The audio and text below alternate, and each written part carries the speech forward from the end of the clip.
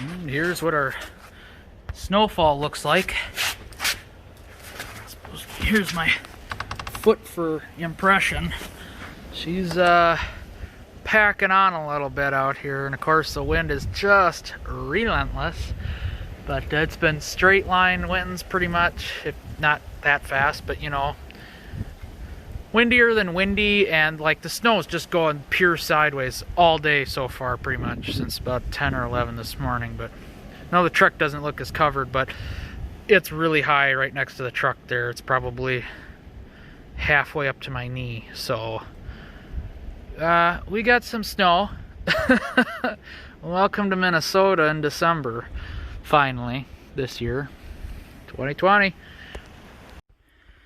Well, good afternoon. It is Wednesday, day before Christmas Eve, and just doing some modifications to the car, or trying to. I got the car in here. It is our Minnesota snow blizzard BS going on outside, so that's wonderful, but you know, I can't complain too much. Minnesota's been really great to us this year, and I mean, considering the fact we've gone all the way to the 23rd of December without any significant snowfall is quite the miracle. So, show you what I'm working with here. The shifter out of the car. See it? It's forward, comes out to the right. Got forward, comes out to the left. No good.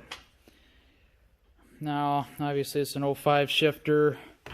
This came out of a 07 STS. And then you're probably wondering what the difference is that I would want to do such a thing, or attempt. I had to go to a decent amount of length to get to this point. It's just the design of the shifter, you know, from square and kind of blah to, you know, not so bad looking, not too shabby at all. And yeah, I know I'd lose the number 4. Do I really need it? Do I ever use it? No. So I'm not going to be towing with the car, so I'm not going to use it. So I don't care. So don't even bring up that point. But at this point, that's a pretty big fail. Pretty big fail. It's not the end of the world, but it is a decent little job to get at this. You know, you got to pull the whole center console out, which is just 4 bolts. It's not the end of the world, but there's my handy dandy drive shaft. Shifter plug there. Now, I already plugged the new shifter in to make sure it would unlock and everything when you put your foot on the brake, get the ignition on. Yeah, everything works fine. Everything works great. So far, the plugs look identical. They plugged right in, blah, blah, blah. I even already got a new wood trim bezel, which matches the wood on the dash just beautifully. So, you know, for the most part, it's probably a little sun faded or something, but I think overall it matches pretty dang good, because the one that was in here, the veneer is peeling up.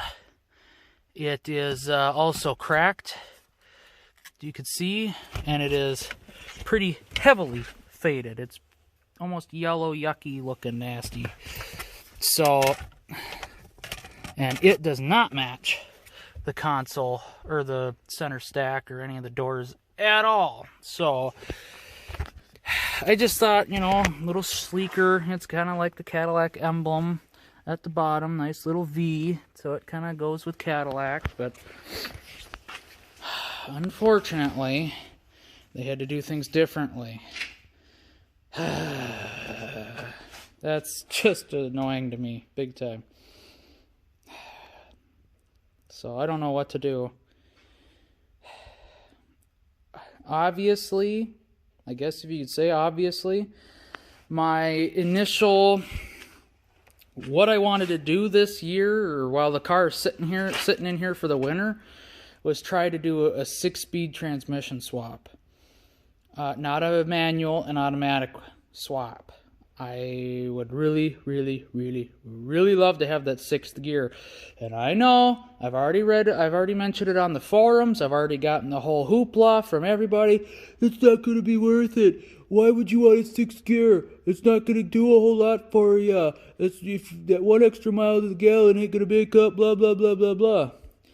Let me tell you something. I get my mind set on something, I tend to just kind of go for it and do it. So you bitching and complaining about how it may or may not benefit, I've already weighed those options. To me, I don't care. If I got the money to burn, I want to burn it.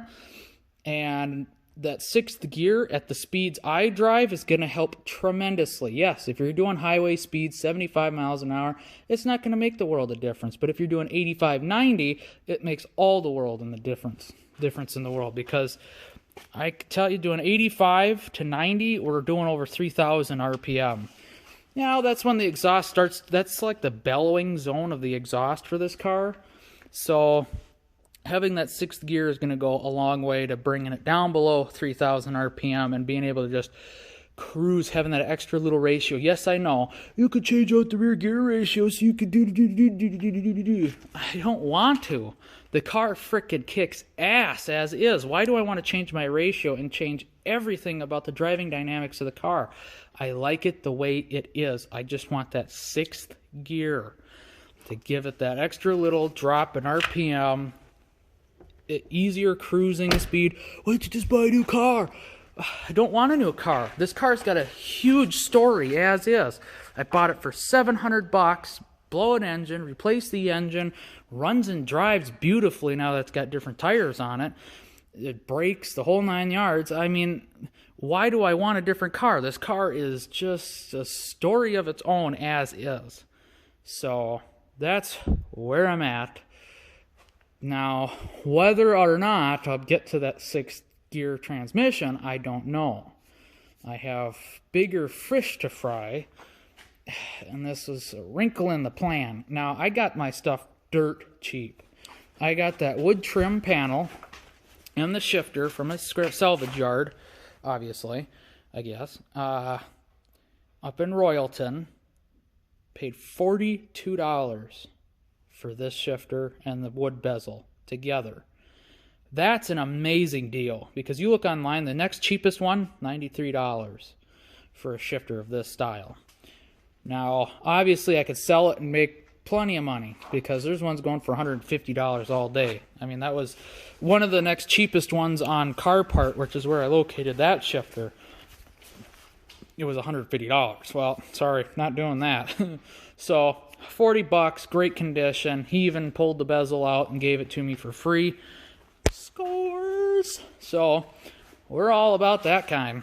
But, just need that 6th gear that goes behind this thing. Now, supposedly, now I do wonder, I don't have to do my homework, I guess, to see if, because they did ask me if it came from a rear-wheel drive. I said yes.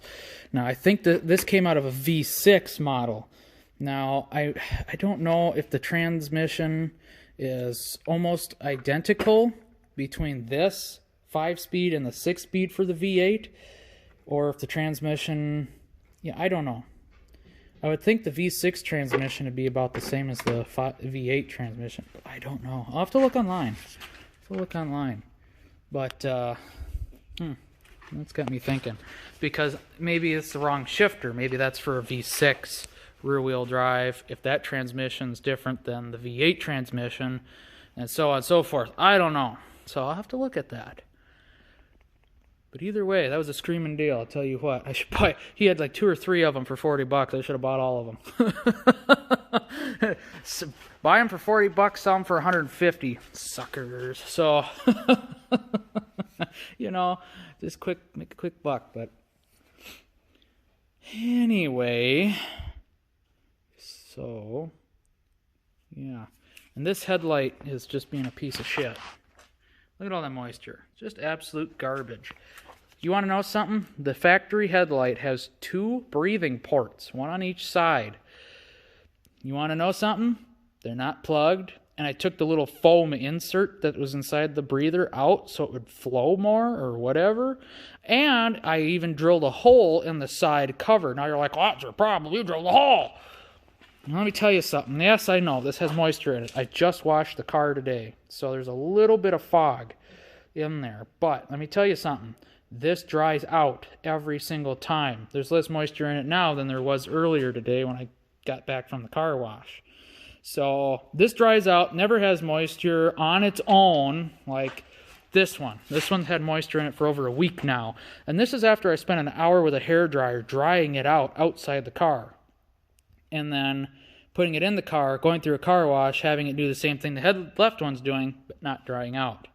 Never dries out. And I had a 1/4 cup of water sitting in the very bottom of this frickin' thing when I pulled it out to dry it out. That's disgusting. Why is it holding water all the time when it's got 3 ports for breathing now? It makes me want to cut a massive frickin' hole in the side cover and go, there, dry out now, biatch. So, my goodness, I'm just so tired of that. But here's my next mod idea. Taking the factory xenon off this car, swapping the headlight housings out for halogen housings. Now, bear with me. And then proceeding to do a xenon upgrade, because I can't get a bulb, a D1S a xenon bulb that isn't going to plug into the factory, isn't going to run at the factory wattage, yada, yada, yada, right? So I already have a xenon kit from Morimoto, a 50-watt ballast. Just get the H1 xenon bulb, stick it in the low beam, and bam, I've got 50-watt, 6000K xenon. Or the other idea is I have the GTR 2.0 LED in the high beam. Frickin' bright, insane. It is beautiful, right? Low beam xenon, pretty pitiful. It's pretty shitty, to be honest, for light output. Now, that in lies the problem. I can't get a D1S bulb that is not xenon. Or, yes, I know they do make some LEDs, but apparently the refractor lens for the xenons is different than for the halogen, because the high beam was originally halogen, so that's designed to reflect halogen bulbs. Top one xenon was made to reflect xenon bulbs, not halogen. I don't know what the difference is really, but you know, the guys at Headlight Revolution said it doesn't work. We've tried it. It does not work. Xenon, halogen, whatever you stick in a D1S does not reflect the same as D1S bulbs, xenon. So, with that science aside, either do the 2.0 in the low beam for halogen, because this is LED and halogen, beautiful, works great, love it. Do the same thing for the low beam and a halogen housing. And then I could sell these suckers for a pretty freaking penny, because I can get headlight housings for $150 a piece. That's a screaming deal. Okay, if you look online, these things are like $200 minimum, especially for xenon. Then they're like, oh, xenon, it's all the fancy options. You got to charge more. So on and so forth. So I could sell these suckers for $250. Dry it out, seal it up, whatever I got to do, keep it dry, and then sell it for $250 a piece. So that's my next idea, and that one I'm really banking on, because my goodness. Now I can show you what the bulbs look like right now.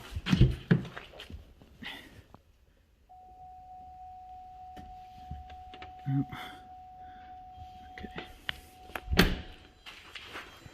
So, as they warm up, and you can see the high beam is already kicking the xenon's ass. Look at that.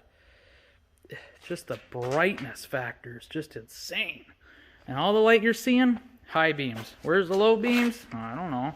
They're sure as heck not in the camera's view. It's the high beams that are flooding everything out. Them LEDs kick ass. I'll turn the high beams off.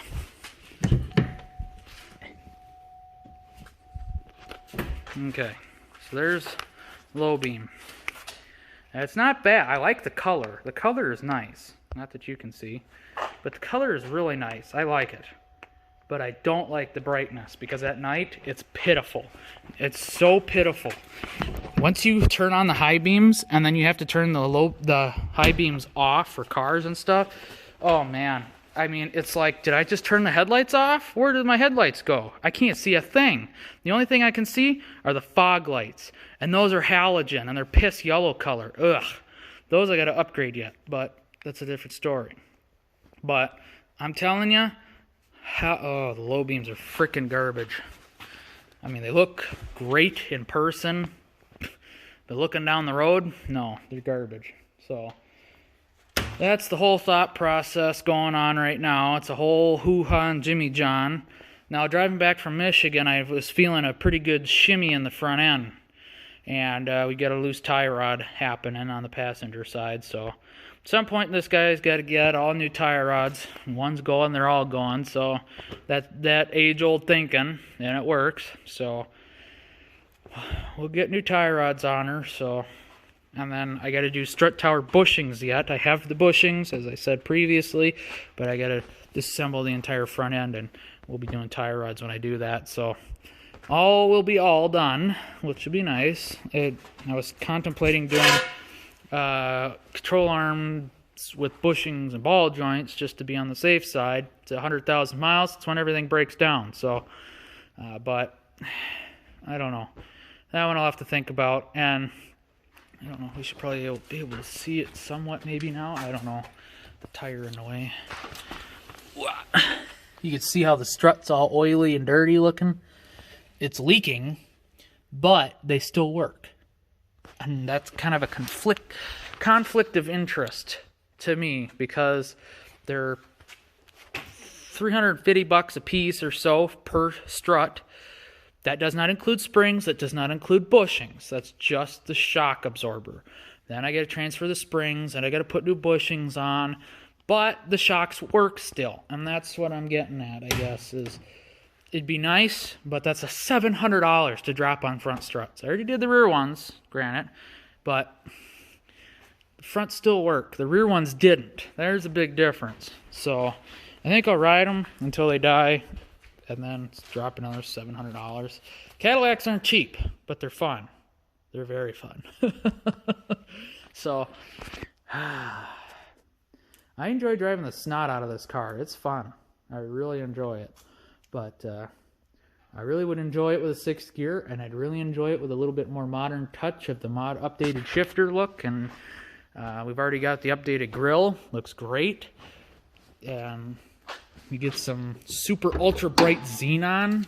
Frick yeah. And this has the 50-watt xenon in it right now. And it's a mess, so don't chew me out too bad here. Still in the process. I mean, it's sitting here for the winter time, so I got time to work. But as these guys warm up, they are incredibly bright. They'll soon outshine the U-bars. So, but these will light up your world at night, and they're by Xenon upgrade. These particular Anzo units, if you don't know, have from the factory a Denali, the GMC Yukon Denali projector in it, but that's made for halogen bulbs. And of course, the bulbs they give you with these aftermarket headlight housings are garbage. So I found online a guy that makes brackets to swap out for a specific bi-xenon projector. And I can't remember what, I think this is something 3.0, the Mini 3.0 or something like that. Bi-xenon. Fits right on, bolted, screwed, glued, whatever. The whole 9 yards. And I mean, it's bright and there's everything in the way, so you can't really tell. But just trust me on it's bright. Oh yeah, that's bright too. That's nice. That is nice. And because I haven't captured it on video, I guess I'll show you my turn signal. And they're sequential. Ooh, ah. So, but do by Xenon, baby. Yeah, if I could do that on the car, I would all day. And I have my old set of these headlights that are chrome instead of black. And I was thinking about disassembling them and using the bi-xenon projectors in these, in the Honda. Yeah, I know it's a Honda, but this is the winter car. This is what I'll be driving when this one's avoiding the salt. Since this one's already got rust and so on and so forth. And it's already got brand new Continental tires, so it's ready to rock and roll. But light output would be better with bi-xenon projectors, would they not? But that's a whole nother foobar, spending a whole weekend converting these over. But that would be a mod well worth doing, because everything I've bought from the retrofit source Morimoto has been top notch. Great stuff. Love to work with it. So having bi-xenon in this card would be great, but having LED or even brighter xenon in this would be great. And I'm just not sure. And that's the thing. Those xenons are incredibly bright because the projector helps. The clearer lens, all that stuff helps focus the light. It's super bright, reflector housing. I don't know how the halogen is, if that's going to be as bright. But what I'm thinking is the low beam's the high beam's incredibly bright as is. So the low beam should be equally as bright with the same LED, right? That's what my thought is. So that's why I'm banking on doing a halogen housing upgrade. So downgrade / upgrade. But I thought I'd give you a peek into the mods we're doing. We got our big snowstorm. We're looking at shutting the car down for the season. So now's the time I'm starting to rip it apart and get into what needs to be fixed, repaired, looked at, whatever.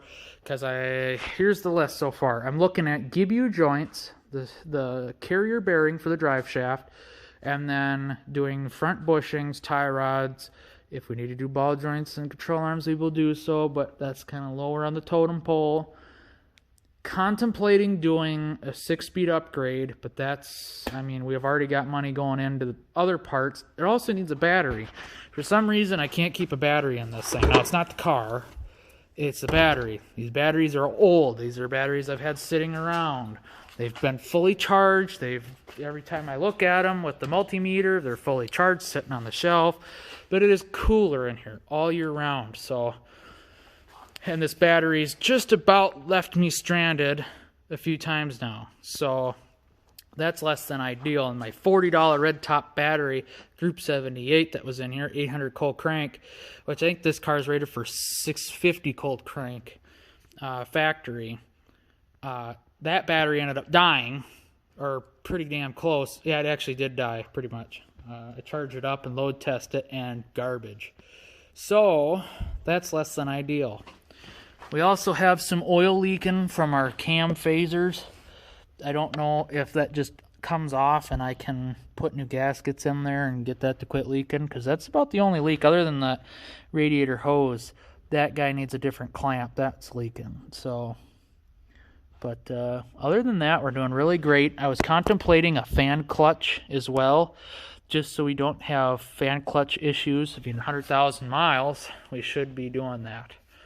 Just regular routine maintenance. The car is high performance, and this engine gets so incredibly heat soaked. I wouldn't be sad to say that it probably gets over 200 degrees under this engine, underneath the hood. It gets so incredibly hot. You open the hood, and you don't even want to be near it. It's so hot. So having the cooling system up to date, fully functional, is priority. Granted, it's got electric fans and the mechanical fan to help cool it down, but yeah, we don't want it to be limping or getting too hot. So I got to make a list, see how much everything costs. Hopefully it's not a shell shock. With the Seville, it wasn't really shell shock with a whole lot. I also need to test the fuel pressure on this thing, because the last couple times I was romping on it, I was getting a single misfire. Not a consistent, but as it would rev up above 35 to maybe 4 grand or 45, you'd hear a pop and you'd feel it, and then it would keep going. But it would, you could almost duplicate it. You'd kick it down, get it revved up, and then pop. And you're like, huh, the hell is that? So I don't know if a coil's starting to go. It's got all new spark plugs with, well, 10,000 miles on them. Less than that. A little less than 10,000 miles. So, not so bad, but you gotta check fuel pressure, make sure the fuel pump's tip-top. And hopefully I mean, that's one of the things I'd like to replace because a level sensor is not terribly reliable. The last 60 miles on the well, I should say, the last 60 miles you go, which is about a or eighth tank or quarter tank. Maybe it's 80 miles from quarter tank. Not even 60 miles. It plummets. By the time the needle kicks on for flow fuel, it's on E, and I mean 100% on E. Sketchy. You feel like you're running on fumes. I put in 16.5 gallons with it running on E. Now, that's roughly a gallon left, but that is not ideal at all. It really makes you feel like you're going to get stranded because, at quarter tank, the readout's like, oh, yeah, man, you got like 160 miles before E. Cut that in half. That's how inaccurate that is. And on a road trip, that's beyond less than ideal because you're like, just cruising along, half tank, okay, 30 miles later, quarter tank, 30 miles later, beyond eighth tank, you're like, holy shit, what the hell's going on, But that's the kind of thing I'm going through. So having a new level sensor might be a good way to go. I don't know. So one of the things, and then we got to do a transfer case swap on this. We got to get it washed. And got to do upper control arms. So it'd be nice to do all control arms because 270,000 miles kind of does a number on original bushings and not ball joints, but bushings. So, and doing the off-road upper control arms. Just everything needs to be done to this truck. There's not much that doesn't need to be done. So unfortunately, the oil cooler, it's a whole list. It's a whole expensive list. That oil cooler alone is almost a little over $400 or something like that. It needs an oil change, so it's time to do it. Needs a coolant flush and needs upper and lower control arms. That's well over $500 just in control arms. Then it needs an alignment. That's $80. This will need an alignment. That's $80. Not to mention, I mean, these tires are okay for summer. They're not great. They're getting pretty far down there for rain and stuff, so heavy rain at least. But I don't know. We're between 4 vehicles and what I'm making. It's a far stretch. And yes, I know I buy stuff like new mirrors and whatnot, so I understand. Well, your priorities aren't straight. Well, it was a Black Friday deal. I paid $400 for those mirrors. I know, chunk of change, but if you buy them any other time, they're almost $500. So I saved $100. Worth it? I'd say so, because it's not just form, but it's also function. These mirrors function a whole lot better than the factory ones, or the factory ones for this year. That, this curved bottom makes such a world of difference compared to the other ones. Now, I do have the other ones for sale, or will have them for sale. They're ready to go. I just put them in the bed. One of them in the bed of the truck. I don't know where the other one's at yet. But I'll show you. They're still in great condition. Obviously, the mirrors shake. The Boost Auto Parts mirrors shake. They're brand new, $400, and they shake just as bad as the ones I took off here. But they're 99 to 02. I'll set it on the tailgate here. And I might even just leave on my little spot mirror, which moves around and whatnot, so that's handy dandy. But this is more of a flat mirror, and it doesn't give you the view that the new ones do, but they still extend out great. These are only a few years old, 4-ish years old. They're still great. They're dirty as all get out, but what can I do? I didn't get a chance to wash the truck before doing anything and parking it, so yeah, my nice low tire. It's cool too. But, yeah. So, all the fun stuff I get to deal with. But, we'll get some Continentals that'll match the rear for the front next year, maybe. I really want to go with the 18 9-spoke inch polished rims. Those would look really great. I love the exposed lug on this car. It looks great. But, that's another $1,000 just for rims. Then you need tires on top of it. That's another $800 $800 and $900 in tires or more. So that things I'd like to do, but I'm also trying to buy a house, so it don't really work out when you've got thousands of dollars in that vehicle, thousands of dollars need. This is more want, some needs, but more want, and that one is more of need, in desperate need if I'm going to drive it next year at all, because transfer case, garbage. Control arms, garbage. Ball joint, garbage. Alignment, you know, electrically needs some work, subwoofer wise. So work, and then play. So that's what I want to get done in my free time. And then this car needs rear struts. It's sitting pretty low, and the tires are kind of sitting in. And I'm looking for a green trunk lid so I could put my new taillights on here, because these ones I have the new ones already. They don't fit on the older trunk. I need an 01 to 02 trunk lid with a spoiler, green. Don't care how much. I don't care if some paint's missing, not all of it, but some. If it kind of looks like that, it's not the end of the world, but that's what I'd like for this, preferably as rust-free as possible. This one's starting to get some ugly looking stuff there, but got all new tail lights. I just can't fit them on this trunk lid. So, and then if I could figure out how to do body work, I got to do some body repair on the rear quarter there on the other side as well, and the rear rocker on the other side. This side's intact, I think.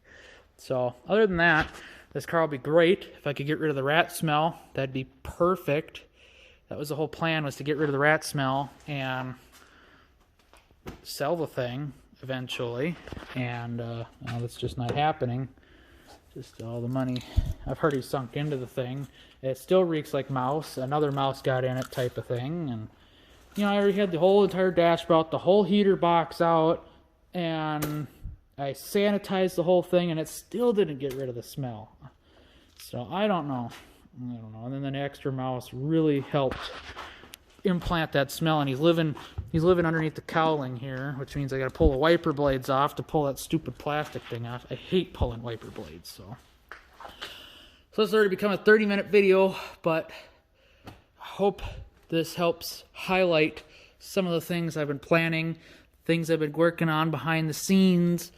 And it just is what it is.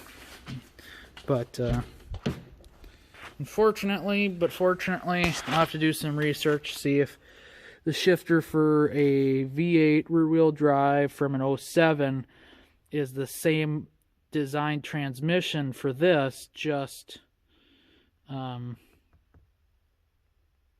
yeah, or if the V6, because I know this came out of a V6, so I don't know. That's highly unfortunate in my hopes and dreams aspect category.